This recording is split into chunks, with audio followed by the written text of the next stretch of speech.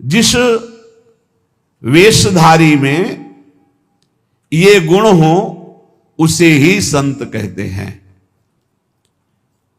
उसकी वाणी से केवल भगवत यश ही निकलता है। जब चार के बीच में बैठेगा तो भगवत चर्चा, ये पहली पहचान संत की। भगवान नारायण लक्ष्मी जी सहित समस्त पार्षदों को पहचान बताए हैं कि मेरे भक्त की सबसे पहली पहचान है कि वो जब बात करेगा तो मेरा नाम निकलेगा, मेरी बात निकलेगी। कहां गए थे वो? श्री जी की कृपा से परिक्रमा करके आ रहे थे। श्री जी ने ऐसी प्रेरणा की परिक्रमा होके आ रहे। और कैसे? बड़ी कृपा है लाडली जी की। नहीं और सब कैसे? बस श्री जी की बहुत कृपा है, बड़ी करुणामयी है। अपने जैसे अधमों को स्वीकार शुरू पिंड छुड़ाना उसको मुश्किल पड़ जाएगा। ऐसे प्रेमी हैं, खड़े खड़े वो ऊब जाएगा, कब भागो। वो चर्चे वृंदावन प्रियाजू लाडली लालो के ऐसे प्रियालाल के प्रेमी जन होते हैं कि उनको बस भगवत चर्चा ही करनी। अगर जबान खुली तो भगवत चर्चा। धूप है कि क्या है? देखा है, मधुकरी मांगने जा रहे संत जन मिल गए, खड़े धूप में नंगे पैर, चर्चा और घंटों चर्चा हो रही। बोधयंता परस्परम कथयंति च माम नित्यम तुष्यंति च रमंति च। ये कठिन बात है। चर्चा करते तो बहुत मिलते हैं, पर तुष्यंति च रमंति च, उसी में संतुष्ट होगा, आनंदित, उसी में रमण कर रहा है, उसे कोई चाह नहीं। भगवत चर्चा हुई मानो पेट भर गया। कितनी अहोभाग्य, 1 घंटा से भगवान की चर्चा हो रही, प्रियालाल की चर्चा हो रही। आगे कह रहे हरि को भजन, साधु की पहचान हर समय भजन परायण। कोई माला से जप रहा है, कोई बिना माला से जप रहा है। बिना माला से जपने वालों की पहचान होती है, वो गुरु प्रसाद से जागृत होती है। एक दृष्टि में पता चल जाएगा ये बहिर्मुख है या अंतर्मुख होकर नाम जप कर रहा है। जहां एक दृष्टि गई तो पता चल जाता है। अंतर्मुख का एक अलग होता है, वो एक कुछ अलग चेहरा हो, चाहे जितना वो छुपाना चाहे नहीं छुपा सकता। एक दृष्टि में पता चलता है नाम जापक है, अंतर से में नाम चल रहा है। और चाहे जितना दिखाना चाहे, मान लो ऐसे बाहर, तो अंतर में पता चल जाएगा ये केवल सामने की बात है, अंतर में इसके नहीं चल रहा है। दोनों बातें भजन करने वालों को अपने आप पता हो जाती है। उपासक, संत, भागवत, महाभागवत, इन सब की पहचान भजन से ही है। कल चर्चा जब विश्राम हो रही थी सुना था, आधे पल के लिए भी त्रिभुवन की राज्य लक्ष्मी देने पर जो अपने प्रभु का भजन नहीं छोड़ता, सुमिरन नहीं छोड़ता, वो महाभागवत है। तो हरि को भजन ये प्रधान बात है। मुंह खुले तो भगवत चर्चा और मुंह बंद तो नाम चल रहा है। राधा वल्लभ श्री हरिवंश, राधा वल्लभ श्री हरिवंश, या जो गुरु जी ने दिया हो, जो नाम प्रिय हो, राधा राधा, ये मान लो, बहुत आनंदित हो जाओगे। मान लो कुछ पैसा नहीं लगना हो, बहुत बड़े धनी हो जाओगे, बहुत बड़ा लाभ मिल जाएगा। ये सब पुण्य रुई का ढेर समझो, एक अपराध बन जाए सब भस्म हो जाएंगे। नाम सोना है, सोना जितना तपेगा उतना ही चमकेगा, नष्ट होने वाली नहीं, अविनाशी वस्तु है। कमा लो ये सोना। ये जो सोना है, सोना, ये सोना वास्तविक सोना, इसी सोना में सोवत पांव पसार। पूरी रात निकल जाए, जब नींद ना आवे, मंत्र चले, तब समझो। इसके लिए कभी सर्दी में कंबल नहीं ओढ़े गए, इसी बात के अभ्यास के लिए कभी कंबल नहीं। जो नीचे मार्किन पहने वही मार्किन उतार कर ऐसे पैर से फंसा के सर, पूरा शरीर कांप रहा है। मंत्राकार वृत्ति, पेट में अन्न नहीं, ऊपर वस्त्र नहीं, गंगा का किनारा, भीषण सर्दी, 1 मिनट नींद नहीं, मंत्राकार। 4 बजे गंगा में फिर खड़े हुए। ऐसे थोड़ी भागवती की वृत्ति बनाई जाती है। ऐसे लगा जाता है जैसे गरीब आदमी ओवर टाइम करके पैसा कमाता है, किसान आदमी रात दिन लगा रहता है। ऐसे कायर पुरुष थोड़ी भजनानंदी होते हैं। ये शरीर को बहुत दुलार करने वाले भजनानंदी नहीं होते। सच्ची मानिए, जितना सुख शरीर को दोगे उतना अध्यात्म सुख से हीन होते चले जाओगे। मारो इस प्रकृति जन्य की अधीनता को तुमने जो स्वीकार कर रखी। हर प्रकृति का वार सीधे सो। यह प्रवचन नहीं करते, जीवन में जो जिए वो बता रहे हैं। किसी आश्रम में ठहरना नहीं, ऐसे आश्रम में ठहरना जहां जंगल किसी का जाना नहीं, ऐसे बहुत से आश्रम मिले। जीवन भर प्रकृति से लड़ना रहा है, तभी परमात्म चिंतन का एक तार भाव बनता है। जब सीधे प्रकृति का वार सहे, यम ही न व्यथ्यन्ते ते पुरुषम पुरुषर सब। काशी के घाटों में जो तपन होती थी दिन भर धूप की, तो रात्रि के 2 बजे तक तपना ही होती थी, और 2 बजे उठ के नहा के विश्वनाथ जी जाना है। जीवन को एकदम प्रकृति से वार सहने वाला बना ले तो बहुत आनंद आता है। ये सुविधा नरक समझो, सच्ची मानिए आप। हरि भजन में दिखावा कभी नहीं होना चाहिए, नहीं तो सच्चाई का हरि भजन छूट जाएगा। भजन करने वाले उपासक को कभी कीर्ति की चाह मत रखना, ये हम प्रार्थना करते हैं। ये अंतिम वो खाई है जहां से गिरा करके भगवान से विमुख कर दिया जाता है। दिन है तो रात आएगी, रात है तो दिन आएगा, ऐसे देखना हम तुमसे कहते हैं। ये सब केवल बाहरी है। आंतरिक श्रद्धा अटूट होती है, बाहरी श्रद्धा में कोई दम नहीं होती। हम इन श्रद्धाओं की दम नहीं होती। इनको तो हर गली में खड़ी होना, जहां वाह वहीं खड़े हो गए। श्रद्धा वो होती अटूट कि चाहे जैसी परिस्थिति हो, चाहे जैसी घटना हो, मैं आपका हूं तो सिर्फ आपका हूं। वो होंगे अंगुलियों में गिनने वाले, वो अंगुलियों में गिनने वाले होते हैं। इसलिए साधु की सेवा पहचान, स्वयं साधु होते हुए साधु की सेवा, और निरंतर हरि भजन, और सर्वभूत पर दया, समस्त जीवों पर दया का भाव। दया बिना साधु कसाई, पर ये भी दया करी तो आफत आई बड़ी। कैसे तुम्हें बताए, मतलब बहुत विचित्र गति। आध्यात्मिक आनंद की प्राप्ति के लिए बिल्कुल व्यवहार शून्य जीवन जो जिया गया, उसमें बिल्कुल विपरीत जीवन प्रभु ने ये किया है। हजारों लाखों की जो भीड़, ये जनसंख्या है भगवान, ये भीड़ भजन अगर निरंतर आपका अभ्यास है तो चल जाएगा, नहीं तो आम हो जाएगा कि मैं बहुत बड़ा हो गया हूं, जहां हुआ मैं बहुत बड़ा हुआ, वहीं से भक्ति का नाश हो जाएगा। ये सम्मानम कल्यात घोर गरलम नीचापमानम सुधा श्री राधा मुरली धरो भज सके वृंदावन मात्यज। ए भाई, कभी भूलकर भगवान से यश मत मांग लेना कि हमारा भी नाम हो जाए।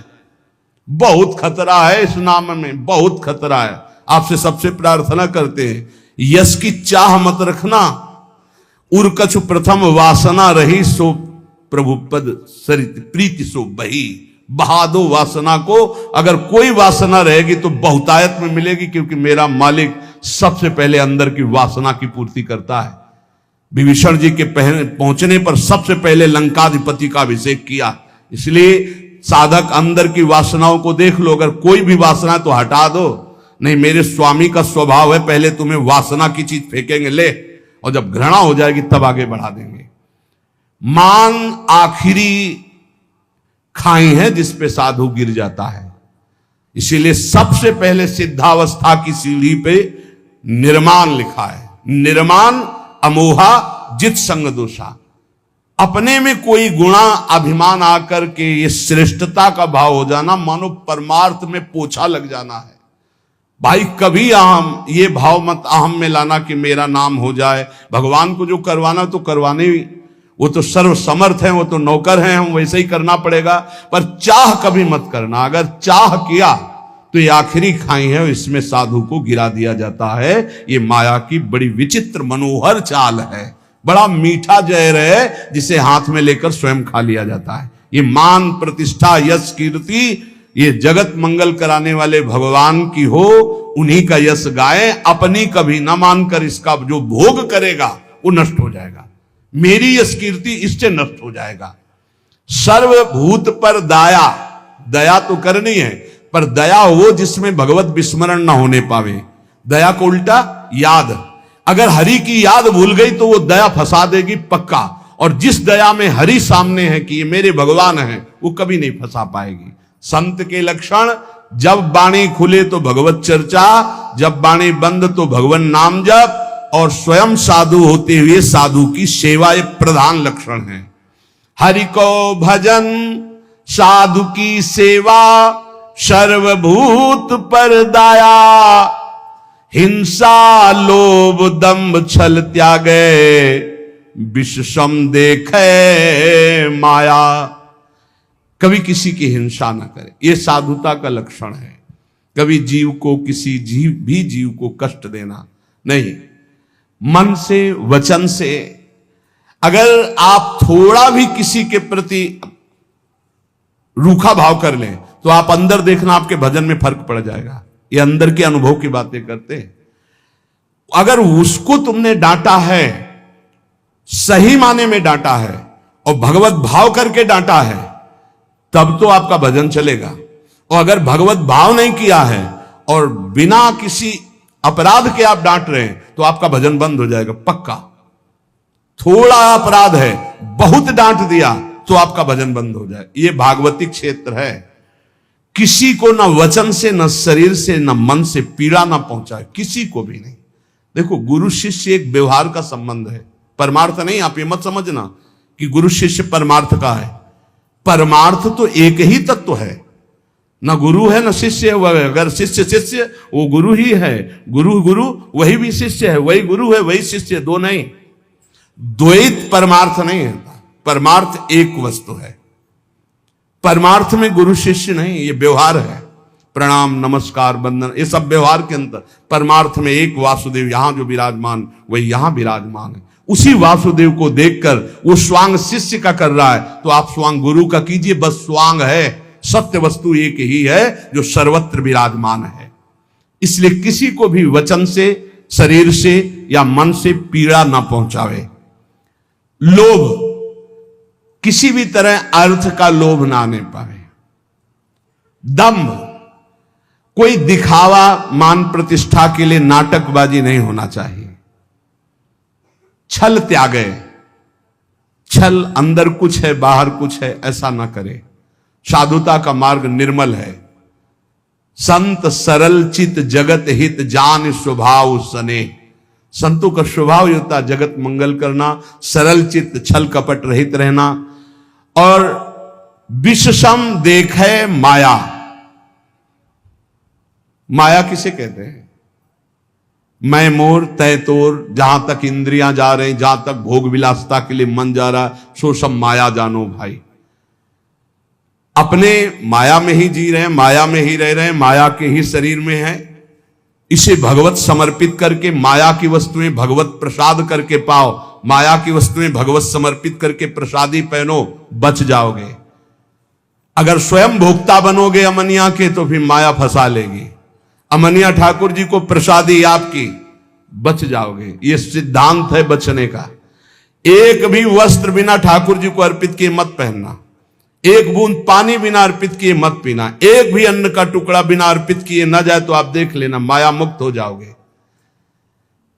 सहनशील साधु कौन? जो सह जाए अंदर की बात और बाहर की भी बात। बाहर कोई गाली दे दे, अपमान कर दे, निंदा कर दे, सह जाए। अंदर की बात, काम आ रहा है, क्रोध आ रहा है, लोभ आ रहा है, मोह आ रहा है, चुपचाप सह जाए। इनके सहने से भगवान की प्रसन्नता होती है। इनके सहने से भगवत भक्ति बहुत जोर की बढ़ती। सहत सहत बाढ़े भगत गिरे तन गुरु हित गान। ये नियम बना लो कि मुझे सहना है, सहने से भगवान प्रसन्न होंगे। अपने प्रभु के लिए हर दुख सहना है। जब ये बात आ जाती है तो सब कुछ सहन करने में आनंद आता है। भला कष्ट सहने में कहीं आनंद आता है, लेकिन आनंद आता है अपने प्यारे के लिए कष्ट सहने में आनंद आता है। सहनशील, अगर ज्ञान हो जाए तब तो फिर क्या कहना, ज्ञान नहीं तो अपने प्रभु के लिए सहो। ज्ञान में तो सहना ही क्या, स्वाप्निक है, बिल्कुल स्वाप्निक है। बिल्कुल जैसे जगत आप देख रहे हो बिल्कुल स्वप्न चल रहा है, ये दीर्घ स्वप्न है मोह निद्रा में। भक्ति में उसे ऐसे ले लो कि भगवान की लीला हो रही है तो हमें भगवान सहना चाहते हैं, इसलिए गाली दिला रहे हैं, इसलिए निंदा करा रहे हैं, इसलिए अपमान करा रहे हैं, चुपचाप सह जाओ। आशय उदार, आशय उदार होना चाहिए। आशय हमारा सांसारिक नहीं होना चाहिए। आशय क्या है? भगवत प्राप्ति। भगवत प्राप्ति के लिए हमें हर बात सहनी है। धीरज, धैर्यवान। भगवत प्राप्ति अगर आशय नहीं, लक्ष्य नहीं, तो आप सह नहीं सकते, पक्का समझ लेना। भगवत प्राप्ति के लिए सह सकते हो। भगवान की बड़ी विचित्र लीला, बड़े बड़े सिद्धों को पिटवाया है, पुजवाया है, दोनों काम करते हैं वो। पुजवाना भी वाह वाह और पिटवाना भी, ये दोनों काम साथ उनके चलते रहते हैं। अगर ऊपर से कुम्हार पीटता है मटकी को तो अंदर से हाथ दिए रहता है, ऐसे दोनों कार्य होते हैं। अब बोलो बूढ़े बाबा माधवदास जी हैं जगन्नाथपुरी में, और उनकी कौन सी परीक्षा बकाया है? साथ ले जाते हैं बाबा, रात्रि में शयन हो जाता है जगन्नाथ जी का, आते हैं बाबा चलो आज राजा के बगीचे के कटहल का, बड़ी खुशबू मार रही, पके कटहल है। तो जय जय आप सुबह हमने आदेश करें, हम राजा के पास जाएंगे, भिक्षा मांगेंगे, वो कटहल लाके आपको दे देंगे। जब राजा सुनेंगे कि आपको कटहल पसंद है तो बगीचा ही आपके नाम करवा। तो बाबा जो चोरी में आनंद मिलता है वो साहूकारी से मांग के थोड़ी ठीक लगेगा।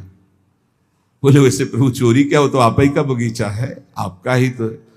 बोले उपदेश मत करो, हमारे साथ चलो। बाबा को ले गए, बाउंड्री फंदवाए, ठाकुर जी झील कर बाउंड्री सुनको, 9 किशोर, ये तो आप चढ़ गए। बाबा आप ऊपर कटहल के पेड़ में, वो बहुत पका है। बोले अनीति मत करो जय जय, आप 9 किशोर आप चढ़ो, हम नीचे हैं। बाबा तुम चढ़ो, हम नीचे से बताते रहे। जो ही कटहल एक तोड़कर पका फेंका, उसने कहा वाह वाह बाबा बहुत। अरे बोले जय जय इतनी जोर से वाह वाह कह रहे हो कि चौकीदार सब जान जाएंगे, पिटवाओगे आप हमें। फिर दूसरा जो फिर वाह वाह, तो दरवाजा खुला, चौकीदार आए, आप तो अंतर ध्यान हो गए, पकड़े गए माधोदास। रात्रि का समय तो 10-5 डंडा होता, पर जब देखे कि कौन है तो पता चला कि तो माधोदास बाबा। तब सुबह राजा के सामने पेशगी हुई। राजा तो उतर कर साष्टांग दंडवत हुआ, अरे महाराज आप आदेश कर देते तो जितने कटहल लगे सब आपकी कुटिया भिजवा देते, आप ऐसा। बोले आप आदेश कीजिए, आप ऐसा। अरे बोले हम क्या आदेश करें, क्या तुम्हें बताएं। समझाया था कि सुबह हम राजा के यहाँ से भिक्षा मांग लाए, पर वो बोले कि ऐसे ज्यादा आनंद आएगा। तो आनंद तो हमें आया महाराज, देखो पूरे डंडा बने हुए तुम्हारे चौकीदार। मतलब क्या? बोले जगन्नाथ जी साथ थे, ऐसा। बड़ा अपराध बन गया। सुबह ही पूरा सब हो जाके जगन्नाथ जी को समर्पित कर दे। बड़े बड़े सिद्धों को पिटवाना। अब वो कहीं भोजन मांगने नहीं जा रहे, रात दिन भजन में डूबे हुए हैं।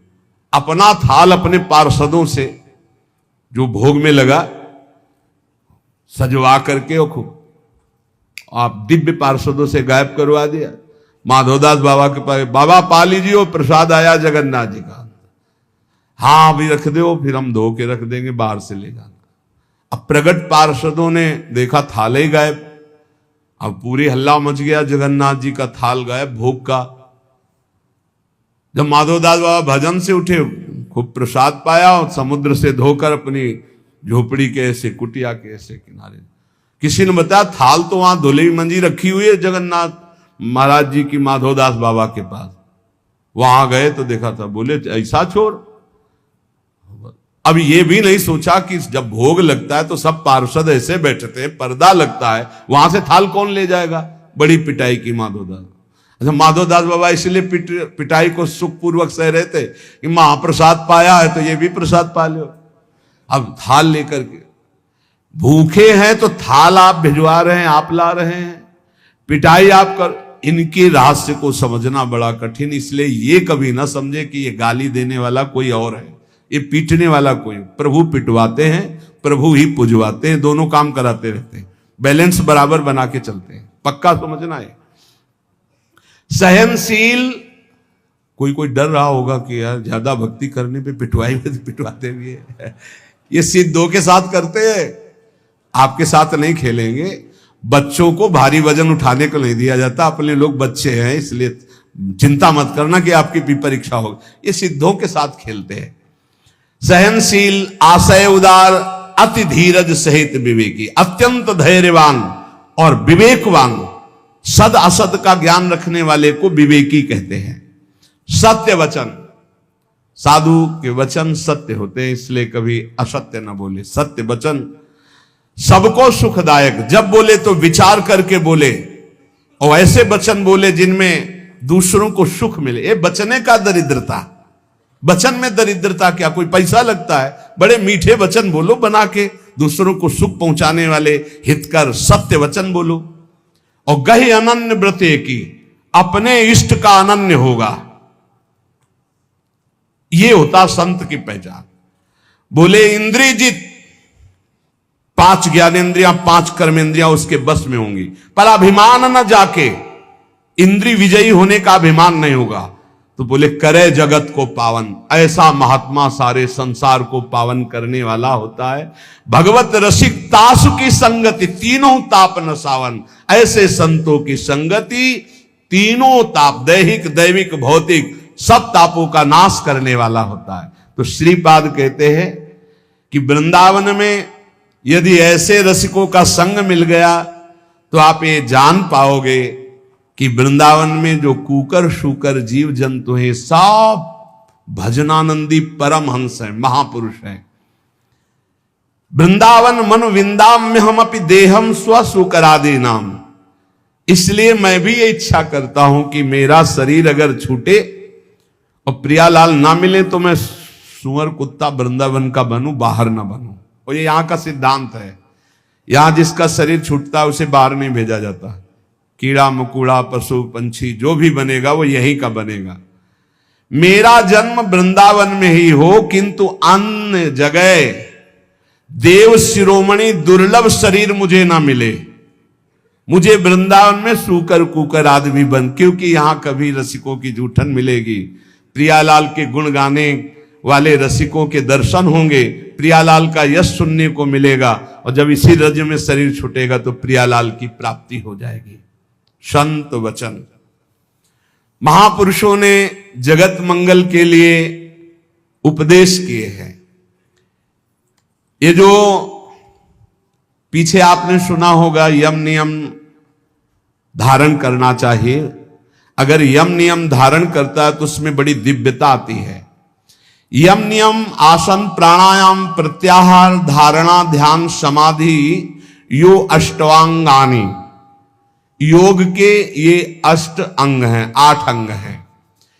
यम नियम आसन प्राणायाम प्रत्याहार धारणा ध्यान और समाधि, ये अष्टांग योग कहलाता है। पर यम नियम हर उपासक के जीवन में होना चाहिए, चाहे जिस मार्ग का हो। ये यम नियम सब संप्रदाय सब उपासकों के जीवन में होते हैं। क्या यम? ये 5 होते हैं, अहिंसा सत्य आस्तेय ब्रह्मचर्य अपरिग्रहा यमाह। ये यम, किसी की हिंसा न करना, सत्य आचरण, सत्य भाषण, सत्य विचार, किसी की चोरी न करना, सदैव ब्रह्मचर्य का पालन या गृहस्थ में उचित ब्रह्मचर्य का पालन, और अपरिग्रह, किसी से भी दान न लेना, ये यम है। अगर यम का पालन किया जाए, अपरिग्रह स्थैर्य जन्म कथंत संबोधा, अगर किसी से जिंदगी भर कोई दान ना ले, यम का और नियम का पालन करे, तो उसे कई जन्मों की स्मृति प्राप्त हो जाएगी। जैसे इसमें ब्रह्मचर्य, अपरिग्रह, आस्ते, चोरी ना करना, सत्य बोलना, किसी की हिंसा न करना, ये 5 यम हैं। इनमें अपरिग्रह, जो इन 4 यमों का पालन करते हुए 5वां अपरिग्रह, कभी किसी का दान न ले,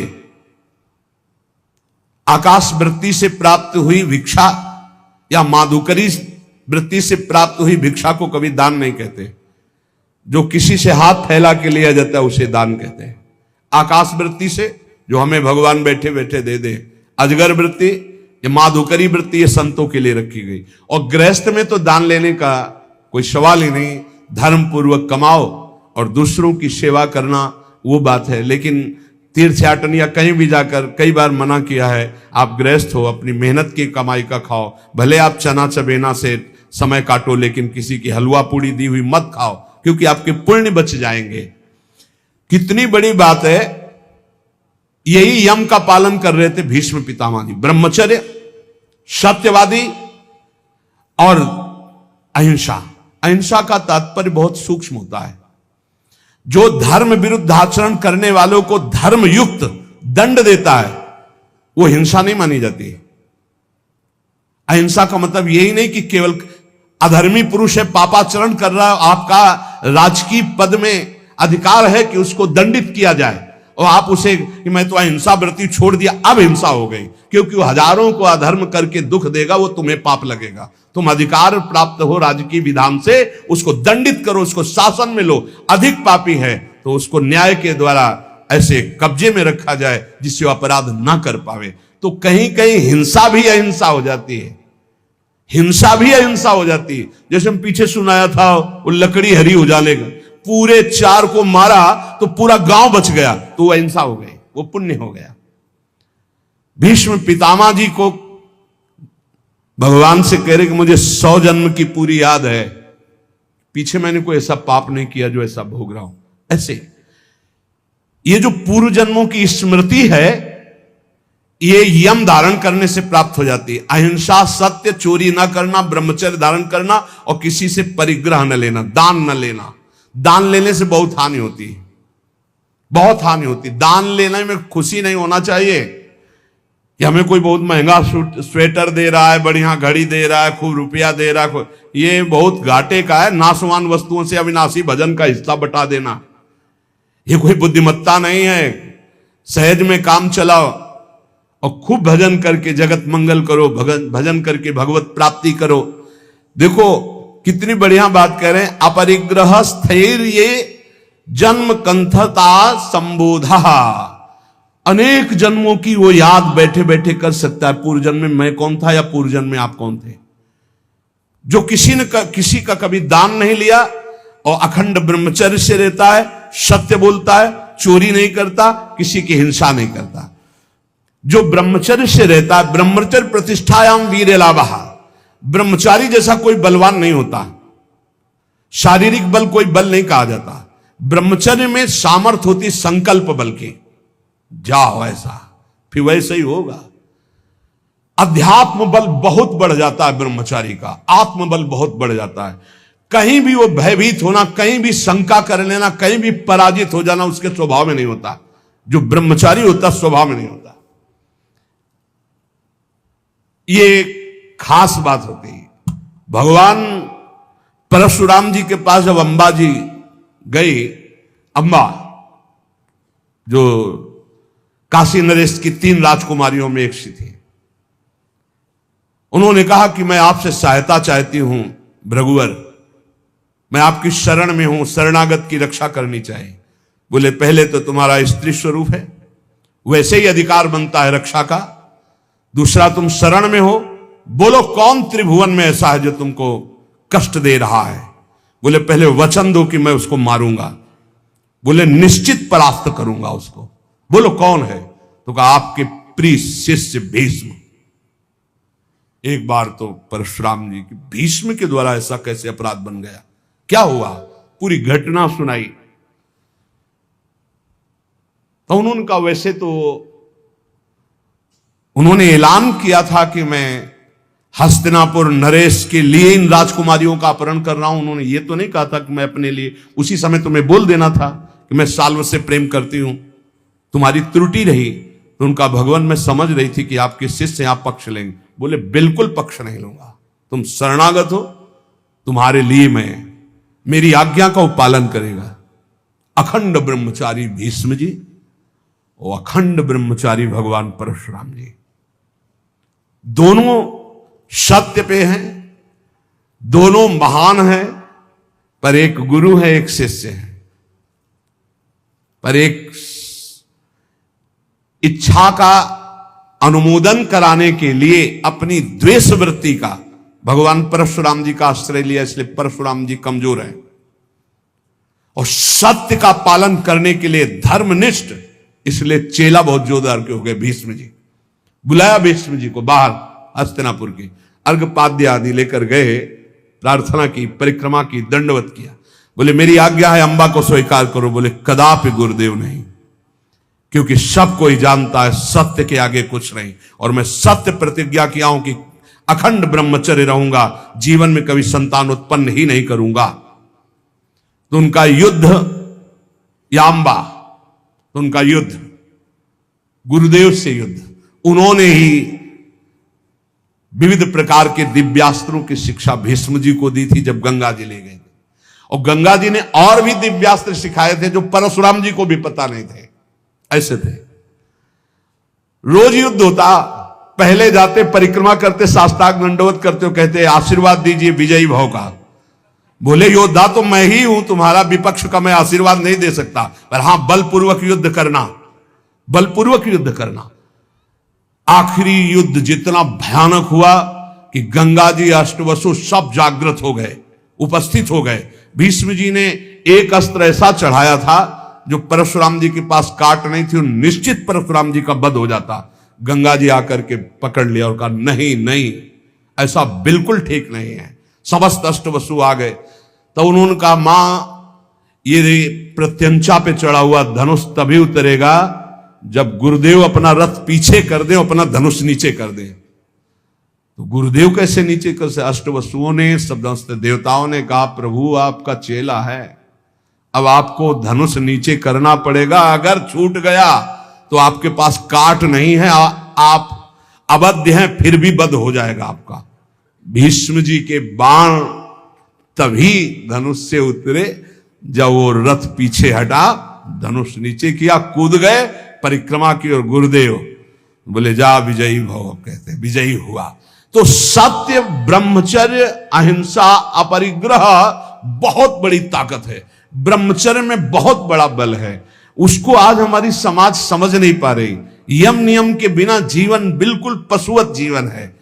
यहां कह रहे हैं ब्रह्मचर्य प्रतिष्ठायाम वीर लाभा, महान बल, जो चाहो आप कर सकते हो संकल्प के द्वारा।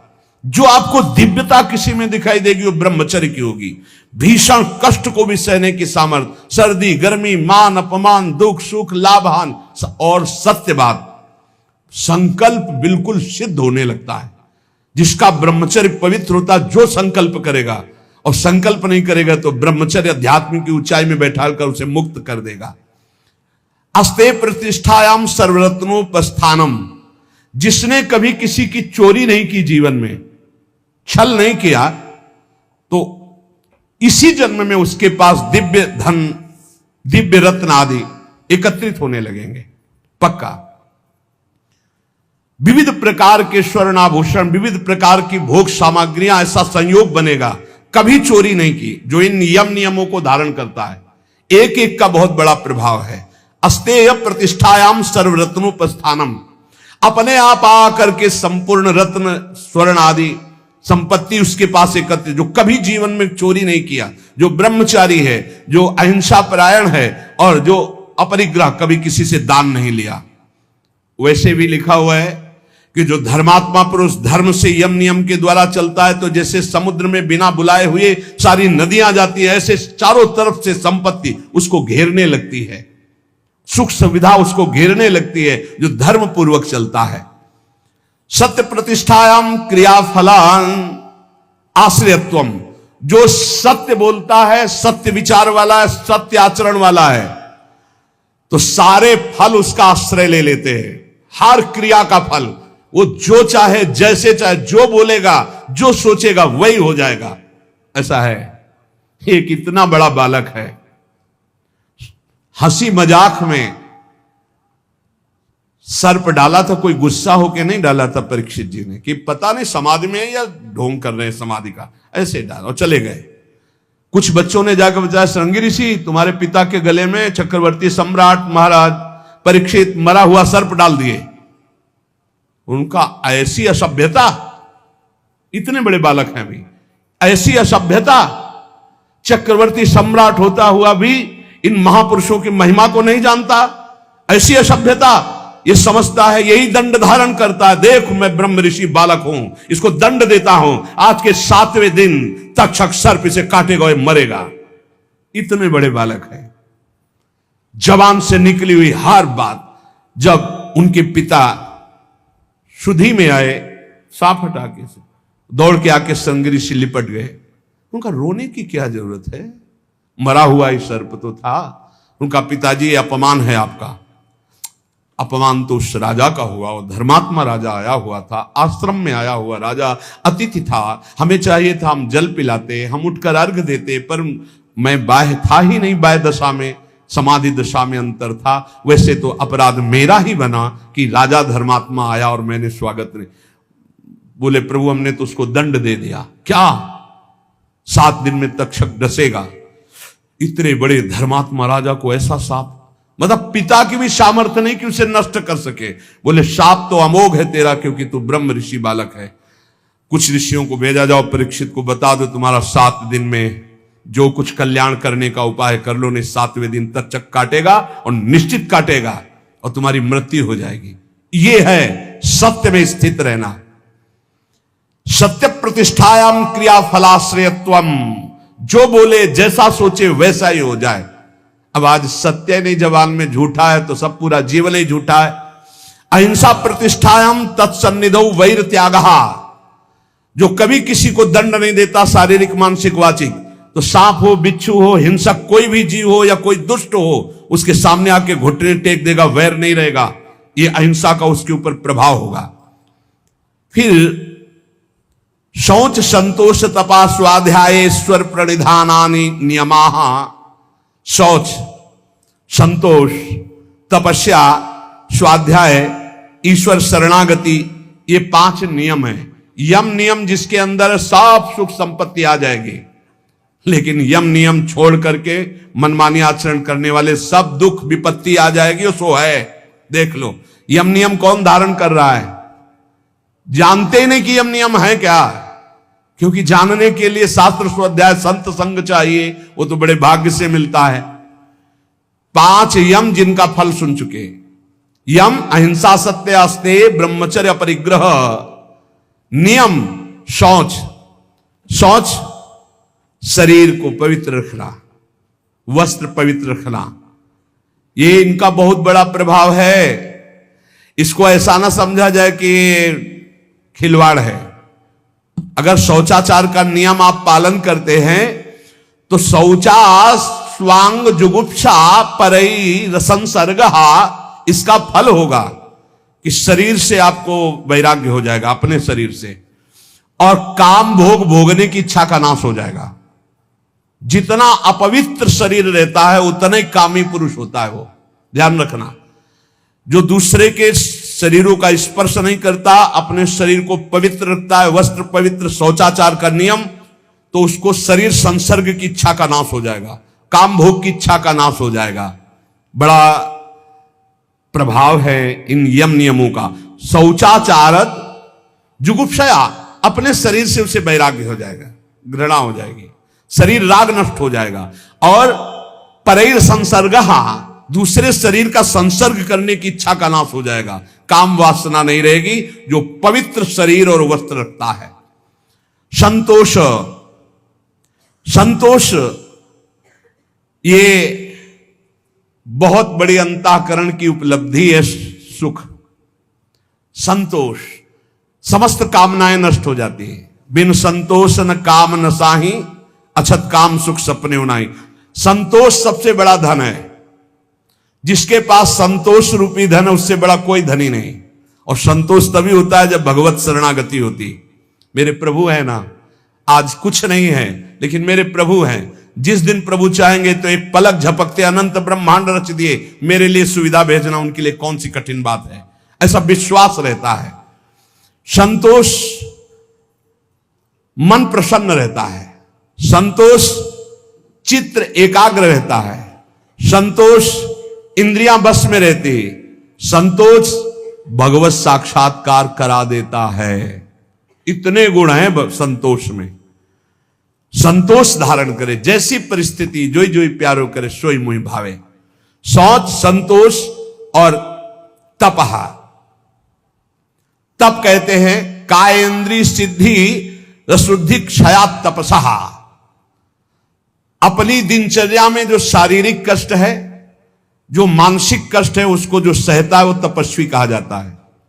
शारीरिक कष्ट, अब पूरी रात हो गई अपनी दिनचर्या करते, रात ही समझो 9 बजे 10 बजे से 11 12 1 बजे जग गए, फिर लगे 10 सवा 10 बजे तक, फिर खा पी के जरा सा विश्राम, फिर दिनचर्या। ना चैन से सोना है, ना कोई मनोरंजन है, ना कोई भोग वासना का खेल है, रात दिन जलते हुए आगे बढ़े। क्या हो रहा है इससे? आप रोज विजयी हो रहे हैं माया पर। कायेन्द्रिय सिद्धि रसुद्धि क्षयात तपसा। समस्त अशुद्धियां पाप तुम्हारे नष्ट हो रहे हैं और शरीर और इंद्रियां परम पवित्र हो रहे हैं। सिद्धि सिद्धि जो चाहोगे वो प्राप्त हो जाएगा। ये तपस्या से, तपस्या से ब्रह्मा जी सृष्टि रचते हैं, तपस्या से ही महादेव जी इसका संहार करते हैं, तपस्या से ही हरि इसका पालन करते हैं। तप बहुत बड़ी वस्तु है। जिसके जीवन में तप नहीं वो कुछ नहीं समझ सकता। श्री हरिवंश प्रसिद्ध धर्म समुझैना अलप तप। थोड़े तपस्या वाला हरिवंश धर्म को नहीं समझ सकता। तप किसे कहते हैं? अपनी दिनचर्या में शारीरिक मानसिक जो कष्ट मिलते हैं उनको सहना। स्वाध्याय शास्त्र का अपने इष्ट देवता के गुणों से भरा हुआ जो ग्रंथ है उसे शास्त्र कहते हैं। जैसे अपने श्रीमद चतुरासी जी 42 लीला, श्रीमद राधा सुधा निधि, सेवक वाणी, सब इष्ट रस से भरी हुई।